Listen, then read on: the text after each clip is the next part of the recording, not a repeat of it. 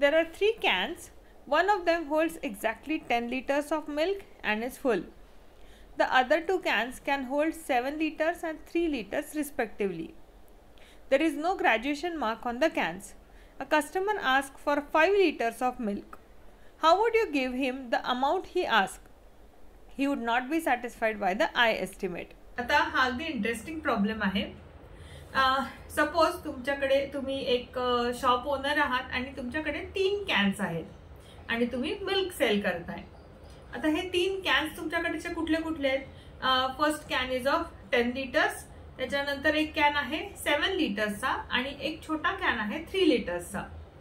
पण सरप्राइझिंगली या 3ही कॅन्सवर मध्ये कोणत्याच खुणा नाहीयेत. म्हणजे तुम्हाला फक्त त्याची जी टोटल कॅपॅसिटी आहे तीच माहिती आहे की सगळ्यात मोठा कॅन 10 लिटर्सचा आहे, मधला एक आहे 7 लिटर्सचा आहे आणि सगळ्यात छोटा जो आहे तो 3 लिटर्सचा आहे. आता तुमच्याकडे एक ग्राहक असे आलेले आहेत आणि त्यांनी 5 लिटर्स ऑफ मिल्क त्यांना परचेस करायचंय. मग आता क्वेश्चन मध्ये आपल्याला विचारलंय की तुमच्याकडे जेव्हा हे 10, 7 आणि 3 हे 3च माप जेव्हा आहेत तेव्हा तुम्ही या कस्टमरला 5 लिटर्स मिल्क कसं डिलिव्हर कराल, तुम्ही त्याला 5 लिटर्स ऑफ मिल्क कसं द्याल, त्याचं मेजरमेंट कसं कराल हे आपल्याला इथे विचारलंय. आणि शेवटी दिलेलं he would not be satisfied by the I estimate. म्हणजे त्याला अंदाजाने तुम्ही दिलेलं काही चालणार नाहीये. तुम्ही जे कॅल्क्युलेशन कराल ते तुम्हाला त्याला मॅथमॅटिकली प्रूव्ह करून द्यायचंय की हो त्याला बरोबर 5 लिटरच मिल्क तुम्ही देताय. बघूयात कसं सॉल्व्ह करायचं.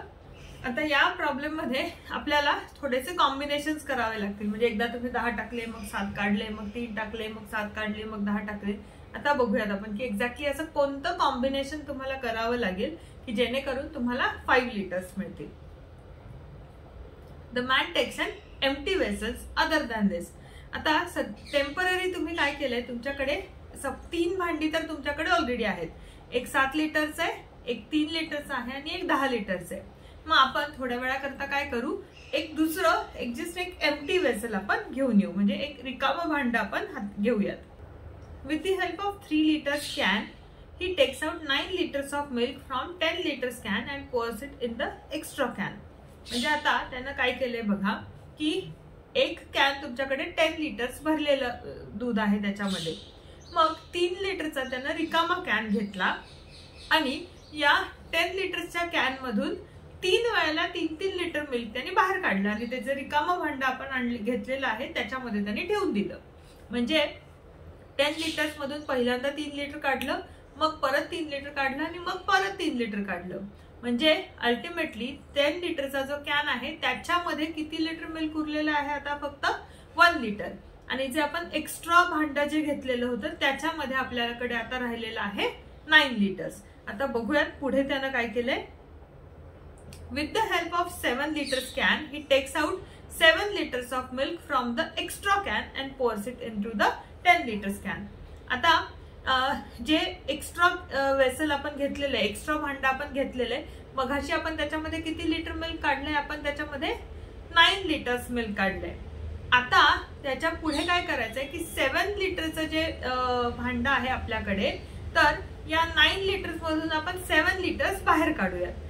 7 लिटर्स बाहेर काढल्यानंतर त्या भांड्यामध्ये किती उरेल, त्याच्यामध्ये उरेल फक्त 2 लिटर. आणि हे जे 7 म्हणजे आधी 9 होतं, 9 मधून 7 बाहेर काढलं म्हणजे फक्त 2 लिटर उरेल. आता हे जे 7 लिटर्स आहे एक्स्ट्रा ते आपण परत 10 लिटरच्या भांड्यामध्ये टाकून देऊयात. म्हणजे आता जे एम्प्टी वेसल आहे, रिकामं भांड आहे, त्याच्यात किती उरलंय, त्याच्यात उरलंय 2 लिटर. आणि 10 लिटरचं जे भांड आहे त्या 10 लिटरच्या भांड्यामध्ये किती होईल, आधीच आपलं 1 लिटर शिल्लक होतं आणि त्यात हे 7 लिटर टाकल्यानंतर तिथे झालं 8 लिटर्स.